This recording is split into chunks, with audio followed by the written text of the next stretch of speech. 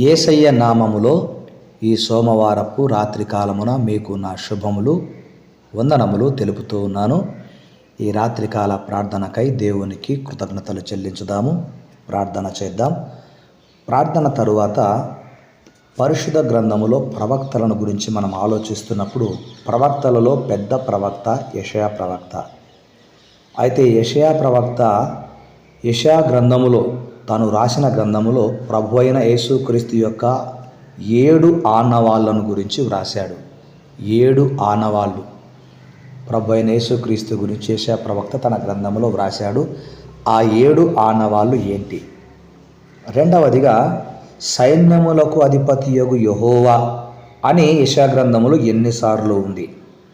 మూడవది ఇశ్రాయేలు యొక్క పరిశుద్ధ దేవుడు అని ఎన్నిసార్లు యెషయా గ్రంథములో ఉంది? ఈ 3 విషయాలను గురించి మనము కొంతసేపు ధ్యానం చేద్దాము. దానికి ముందుగా ఈ రాత్రికాలము ప్రార్థన చేద్దాం. మమ్ములను మిక్కిలిగా ప్రేమించిన మా తండ్రి, సర్వోన్నతుడా, సర్వశక్తిమంతుడా, సకల ఆశీర్వాదములకు కారణభూతుడా, మీ ఘనమైన శ్రేష్టమైన ఉన్నతమైన నామమునకు స్తుతులు స్తోత్రాలు చెల్లిస్తున్నాము తండ్రి. ఈ సోమవారపు ఉదయకాలము నుండి మొదలుకొని ఈ ఘడియ వరకు, ఈ సమయం వరకు మమ్ములను మా బిడ్డలను మీరు కాపాడినందుకు మీకు కృతజ్ఞతలు చెల్లిస్తున్నాము. మా దైవమా, ఈ దినము ఈ సమయమును చూడక ఎంతోమంది ఈ లోకాన్ని విడిచి ఉండవచ్చు తండ్రి. వారితో పోల్చుకుంటే మేము ఏ పాటి వారము? మా జీవము ఏ పాటిది? మా జీవితము ఏ పాటిది? మమ్ములను మీరు నాయనా పనులలో, ప్రయాణాలలో, ప్రతికూల పరిస్థితులలో మాకు తోడుగా ఉండి నాయనా మీరు మమ్మను కాపాడినందుకు వందనాలు. మా ఆత్మీయులు తండ్రి మరి వారు ఉద్యోగాలకు వెళ్ళి వచ్చినప్పుడు మీరు వారికి ఇచ్చిన భద్రతకై స్తోత్రాలు. పొలాలలో పనులకు వెళ్ళిన బిడ్డలకు మీరు ఏ అపాయము వాటిల్లకుండా కాపాడినందుకు స్తోత్రాలు చెల్లిస్తున్నాను. నాయనా వర్షాలు అక్కడక్కడ నాయనా కురుస్తూ ఉండగా అకాల వర్షాల కారణం చేత పంటలు నాశనం అవుతూ ఉన్నాయి. రైతులు ఎంతగానో ఇబ్బంది పడుతూ ఉన్నారు. దేవా, మరి రైతు లేనిది ఈ లోకములో నైనా అన్నపానాలు ప్రభు, మరి ఆహారానికి సంబంధించినటువంటి పంట పండడము కష్టం, పండించేవారు లేరు కనుక అలాంటి రైతులను మీరు దీవించమని ప్రార్థన చేస్తూ ఉన్నాను.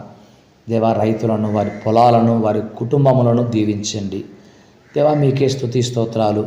మా దేశమును బాగు చేయండి, మా దేశమును రక్షించండి.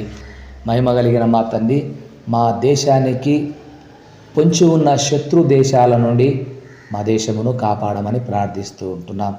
అక్కడక్కడ యుద్ధాలు, యుద్ధ సమాచారము వింటున్నప్పుడు నైనా యుద్ధాలలో ప్రాణహాని జరగకుండా మీ చిత్తమైతే కాపాడమని ప్రార్థన చేస్తున్నాము. మీకే స్తుతి స్తోత్రాలు. మా దేశమును స్వస్థపరచండి, మా దేశమును రక్షించండి. మా దేశములో మాపై మీరు నియమించిన నాయకులకు రక్షణ, మారు మనసు దయచేయమని ప్రార్థిస్తుంటున్నాము తండ్రి. మీకే స్తుతి స్తోత్రాలు. దేవా, అనారోగ్యాలతో అనేక మంది నాయనా ప్రార్థించమని కోరుతుంటున్నారు. దేవా, ఈ రాత్రి ఎందరైతే నరాల బలహీనతతో బాధపడుతున్నారో వారిని జ్ఞాపకం చేస్తూ ఉన్నారు. యేసునామములో స్వస్థపరచబడుదురుగాక. అదేవిధంగా కాళ్ళు చేతులు లాగడము, ఒళ్ళంతా నొప్పులు భరించలేక సతమతమైపోతూ ఉన్నారు. బీపీ, షుగర్, థైరాయిడ్, దేవా, బ్యాక్ బోను పెయిన్తో బాధపడుతున్నటువంటి వారిని జ్ఞాపకం చేస్తుంటున్నారు. నాయన సహాయం చేయండి. కడుపు నొప్పితో బాధపడుతున్న వారిని చూపిస్తున్నారు. కృప చూపించమని ప్రార్థిస్తున్నాము. రాత్రి కాలమున నిద్ర పట్టడం లేదని, ఏదో భయముగా ఉందని నాయనా ప్రార్థించమని కోరుతుంటున్నాను. కృప చూపించి నాయనా మీ కార్యములు జరిగించి మానసికంగా, శారీరకంగా, ఆత్మీయంగా బలహీనంగా ఉన్నవారిని మీరు బలపరచమని ప్రార్థిస్తుంటున్నాను. మీకే స్తుతి స్తోత్రాలు. విదేశాలలో ఉంటున్న మా ఆత్మీయ బిడ్డల కొరకు, మరి క్యూటమ్మ కొరకు, బన్ను కొరకు, మరి ప్రేమయ్య గారి మనవాడు బన్నా కొరకు ప్రార్థిస్తున్నాము తండ్రి. మరి షేని జాషువాల కొరకు వారికి అవసరమైన వాటిని మీరు యేసునామములో అనుగ్రహించుదురు గాక. సంతాన విషయంలో కార్యము జరిగించండి. లీని తన భర్తను తనకిచ్చినటువంటి కుమారుడు దీవించండి. సౌమ్యమును, మోజస్ గారిని వారికి ఇచ్చిన సంతానమును ఆశీర్వదించమని ప్రార్థిస్తున్నాము. వీరు బంధువులకు, తల్లిదండ్రులకు, స్నేహితులకు, తోబుట్టువులకు దూరంగా ఉంటున్నారు, కానీ నీకు సమీపంగా ఉన్నారు. అందును బట్టి సంతోషిస్తూ వారిని, వారి చేతి పనులను, వారి పనులను దీవించండి. మరి క్యూటీ నాయన మరి మధ్యకాలంలో కారు నేర్చుకుంది. ఒంటరిగా బిడ్డ నాయన డ్యూటీకి వెళ్తూ వస్తున్నప్పుడు ఆ కారుకు ప్రమాదం ఏమి సంభవించకుండా కాపాడుతున్నందుకు మీకు స్తుతి స్తోత్రాలు చెల్లిస్తున్నాను. కార్యములు జరిగించండి. పిల్లల జీవితాల్లో యవనస్తులు ఎందరో నాయన మా దేశంలో ఉన్నారు. అటు యవనస్తులందరినీ కూడా పడిపోకుండా కాపాడండి. పడిపోయిన వారిని రక్షించండి. తల్లిదండ్రులకు వేదన మిగిలించకుండా ఆత్మీయంగా బలపడే భాగ్యమును దయచేయండి. చెడు వ్యసనమునకు బానిసలైపోయి నాయన జీవితాలు పాడు చేసుకున్నారు ఎందరో. అట్టి వారందరినీ కూడా ఈ రాత్రి దర్శించుదురుగాక. ఈ రాత్రి ఎవరైతే మనస్తాపం చెంది కుటుంబములు ఆర్థిక సమస్యలతో, అనారోగ్య సమస్యలతో, గొడవలతో ఆత్మహత్య ప్రయత్నం చేసుకోబోతూ ఉన్నట్లయితే యేసునామములో వారి ఆలోచనలు మార్చబడునుగాక. ఆత్మహత్య మహాపాపమని బైబిల్ అంటోంది గనక సహాయం చేసి మనస్తాపంతో ఉన్నవారికి మనసులో నెమ్మదిని, కుటుంబాల్లో సమాధానం దయచేయండి. విడిపోయిన భార్యాభర్తలకు మరలా కలిసి జీవించాలనే ఆలోచన పుట్టించుదురుగాక. సహాయం చేయండి. నేను అప్పుల ఊబిలో కూరుకుపోయిన వారికి అప్పులను తీర్చుకునే భాగ్యము దయచేయండి. ఆయన ముఖ్యంగా మా యొక్క ఆత్మీయ సహోదరులు వైద్య వృత్తిలో ఉన్నారు, దీవించండి. వారి కుటుంబాలను, వారి బిడ్డలను ఆశీర్వదించండి. నిష్ణాత్, శ్రేష్ఠ వారిద్దరి కొరకు ప్రార్థిస్తున్నాను. నిష్ణాత్ రాయబోయే MBBS ఎగ్జామ్ 1 మిస్ అయ్యాడు. కుమారుడు రాయబోతుండగా దీవించండి. పై చదువుల విషయంలో సాయం చేయండి. స్కూల్స్, కాలేజెస్ నాయన ఓపెన్ కాబోతూ ఉన్నాయి. వాటి విషయంలో కూడా నాయన మీరు బిడ్డలకు ఎవరైతే ఆర్థికంగా ఇబ్బందుల్లో ఉంటున్నారో వారి ఆర్థిక ఇబ్బందులకు మీరు నాయన సహాయం చేసేవారిని లేవనెత్తి మహిమను పొందుకొనమని కోరుకుంటూ ఉన్నాను. ఈ రాత్రి దొంగల బారిన పడకుండా కాపాడండి. పడుకొని నిద్రించుచున్న వేళలో దేవా కీటకముల ద్వారా, విషపురుగుల ద్వారా, సర్పముల ద్వారా ఎలాంటి హాని కలగకుండా సహాయం చేయమని ప్రయాణము చేస్తున్నటువంటి బిడ్డలను నాయన క్షేమంగా వారి గమ్యస్థానానికి చేర్చుటకు సహాయం చేయండి. గర్భవతులుగా ఉన్న బిడ్డలకు సుఖప్రసవం దయచేయండి.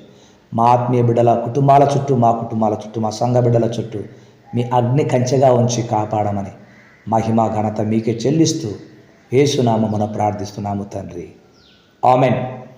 తండ్రి, కుమార, పరిశుద్ధాత్మని సన్నిధి మనకెల్లరికీ సదా తోడై ఉండునుగాక. Amen, amen. ఈరోజు దేవుడు మీకు ఇస్తున్న వాగ్దానము నెహెమ్యా గ్రంథము 8వ అధ్యాయం 11వ వచనము. మీరు దుఃఖము మానుడి. Amen, amen. May God bless you. యెషయా గ్రంథంలో యెషయా ప్రవక్త ప్రభు అయిన యేసుక్రీస్తు యొక్క 7 ఆనవాలు తెలియచేశాడు.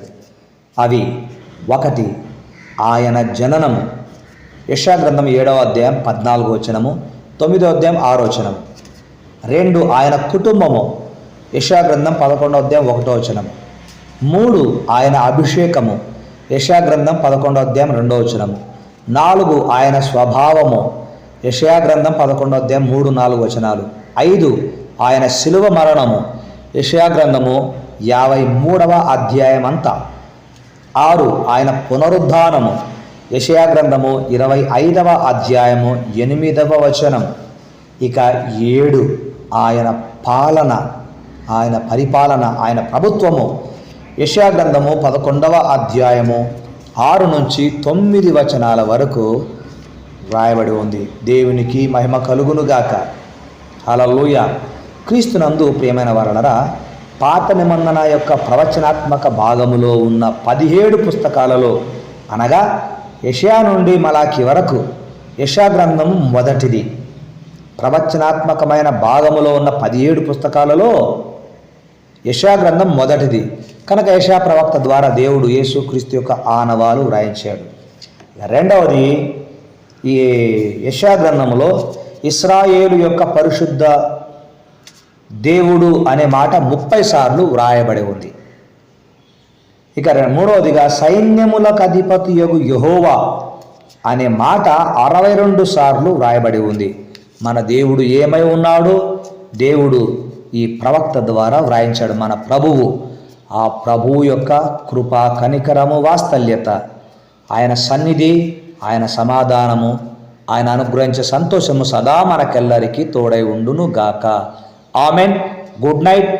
శుభరాత్రి.